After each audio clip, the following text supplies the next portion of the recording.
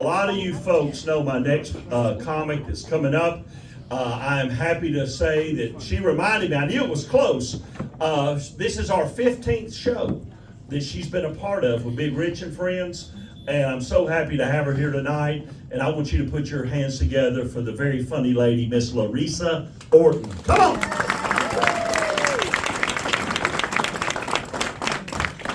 Well, hey and howdy. Button on. Hey and howdy. I guess everybody's already having a good time, so I don't have to start there. Rolanda, you look amazingly. You look like a friend of mine, but I guess I was confused.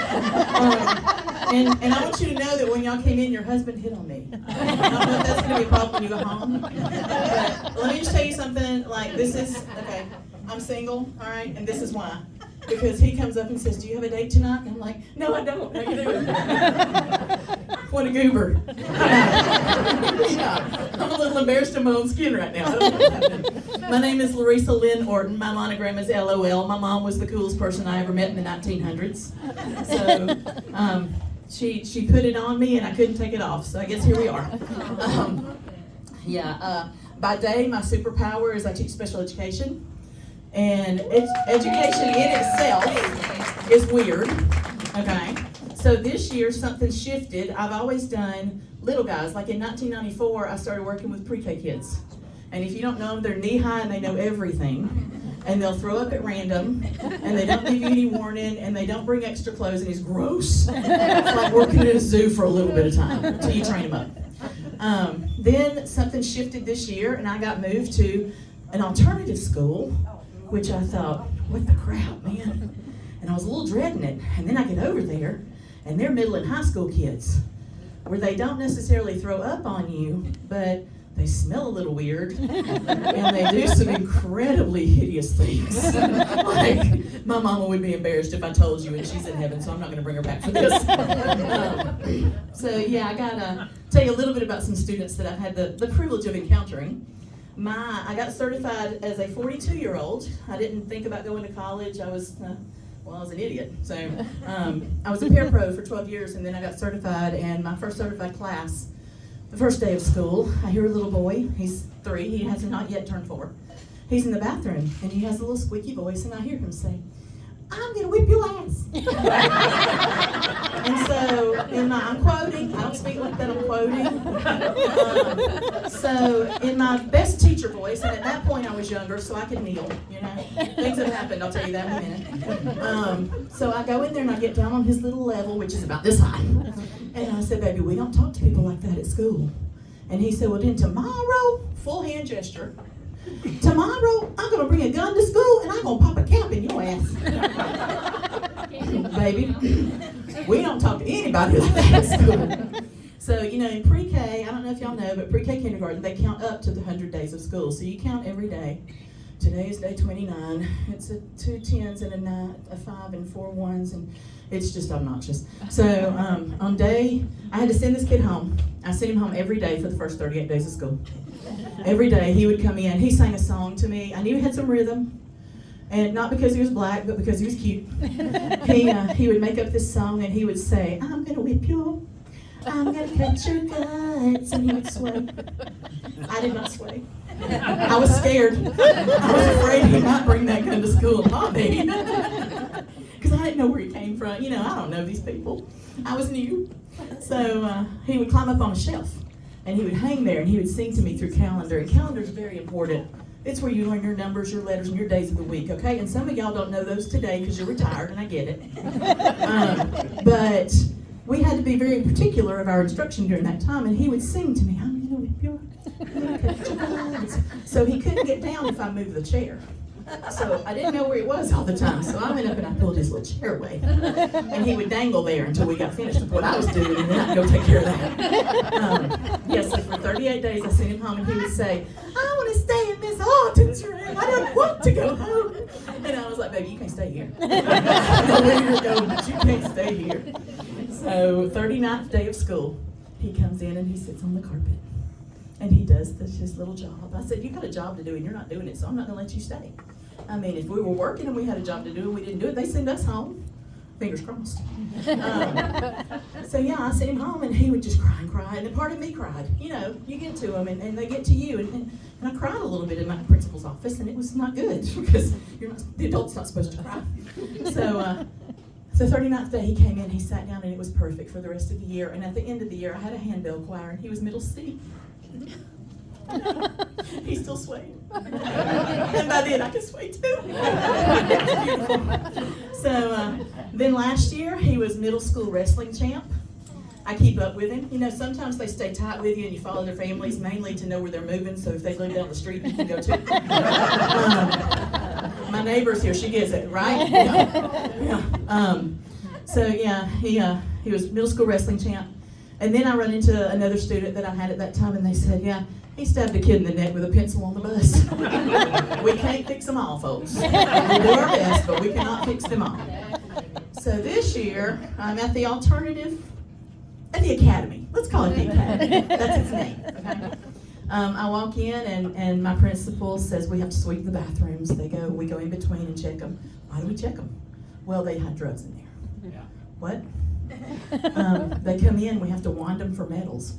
And I got taught how to wand, and I was like, what do we, oh, I get it, okay. And then one of them goes off at his foot, and he's got an ankle monitor. You know what that means? He can't, I don't even know how he gets to us. He's there in my world, so I'm trying to be on his good side. And then there was this kid who is, let's call him squirrel hyperactivity, on speed, okay? And he's bopping all over the place. He's kind of new to us, so I'm kind of staying back to watch and see how the grown-ups do it, because I'm still not in my element there yet. I'm getting there, but I'm not there yet. But so he throws up. You know, I told y'all they don't throw up. Well, he does. So he threw up, and somebody gave him a bucket, because that's what you do. You know, you take your little trash can and you sit it beside you. And so he has his trash can while he's still bouncing, and they're sending him out of the room, I guess, so it doesn't spread around. He's up front in our little kind of lobby area. And I hear my principal say, I hear her say, all right, you've got to stay put right here because I'm supposed to be watching you and I've got stuff to do. And I've lost you 3 times. I don't know where you're going, but you've got to stay right here. And she said, well, actually, and she was going to be, you know, it's complimentary. And she had no idea this was getting to me the way it did. I hope y'all enjoyed it as much as I did. Please laugh anyway. She said, actually, I think you're looking a whole lot better now. You can just take your can and go back to class. Take your can and go. And it was a hand gesture. Take your can and go. So I got so tickled, and she didn't realize it, and I shared it with her. And I was like, some days you just got to take your can and go. My principal is here tonight. Can you welcome her for me? Thank you so much, Ms. Richards. We have the best time in that building, and I know we do because we have an officer and he keeps us safe, and I'm not afraid to be there. That's awesome.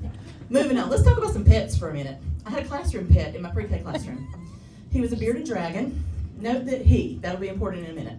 He was a bearded dragon. I got him from a Pets in the Classroom grant. He would sit on my finger and his little tail would hang off. So I wanted him to have a big boy name. I named him Tyrone. Tyrone was street. I mean, he buffed up and he was big. He was this big. But he grew when he was 4 years old, and he gets a little infection on his mouth. And I take him, I had to find an exotic vet. I didn't know what these were. Well, there's one in Marietta, an hour from my house. So me and Tyrone get in the car, and I'm like, don't you die before I get you there. And we're driving down the hour, and I get there, and they said, okay, let me preface this. I was a fat kid. Okay, kids will tell you, students will tell you that you're fat. You don't have to ask them. So they'll be like, oh, Miss Horton, you're fat. And I'm like, I know, okay? I know. I didn't just wake up like this. It's not a surprise. So I got you.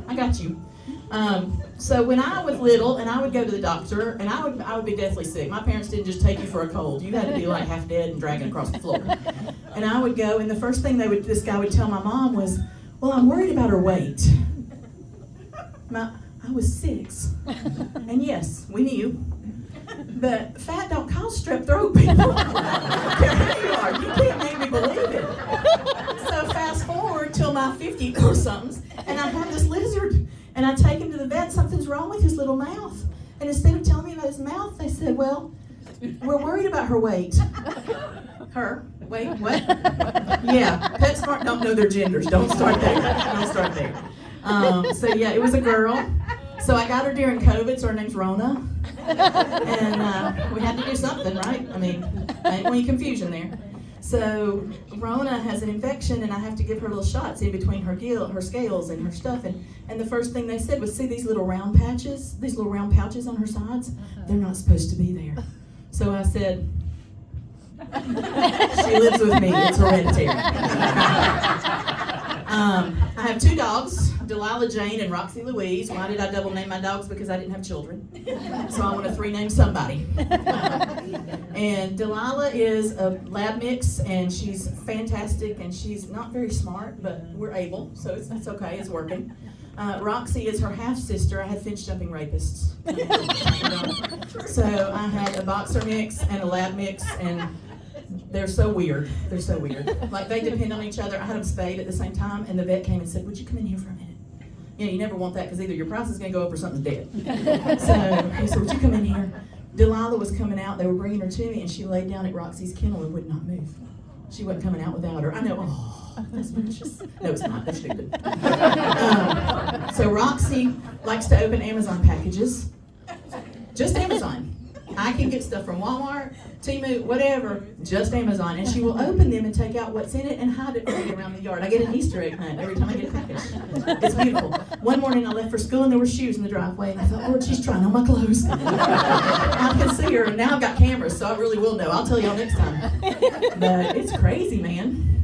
And then there is getting older, this thing. I've got a story that you will not believe. I'll tell you that in just a second. But getting older, I've grown to love things like, well-placed handlebars, grips, lined bathtubs that don't have slip and slides. Pockets and things. These pants have 11 pockets. You can only see 4. No, I'm not showing you. I used to carry my Bonnie Bell Dr. Pepper lip balm in it. And now I carry my nitroglycerin tablets. So, if you feel a little palpitation, I got you covered. Got you covered. It's crazy. This is crazy living that I'm doing. So I will share with you my story a little bit, and you will go, oh, it's true. I can't make this crap up, guys. So 2020, I get up. I'm not feeling real good, and I go to the phone, and I call my principal, and I'm like, I don't feel like coming in. Something's wrong. I just don't feel good. I'm gonna stay home. 30 minutes later, I'm having a massive heart attack. I was 49 years old.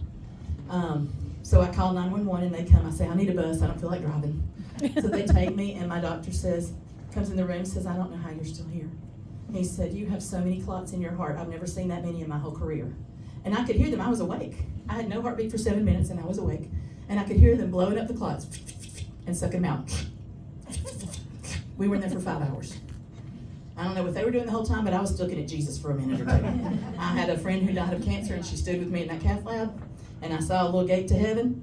I didn't get to go. Clearly, I'm not there yet. So fast forward, I fall in my bathtub. I pull everything from here to here. And so those slip and slide tubs, I'm not kidding, get rid of those. And then, so I have another fall, tears my rotator cuff. I have another massive heart attack in July this last year. And I can lead you to Jesus. I'm a Christian. I love him. I love talking about him. I promised him I would never put a mic in my hand that I didn't share him with you.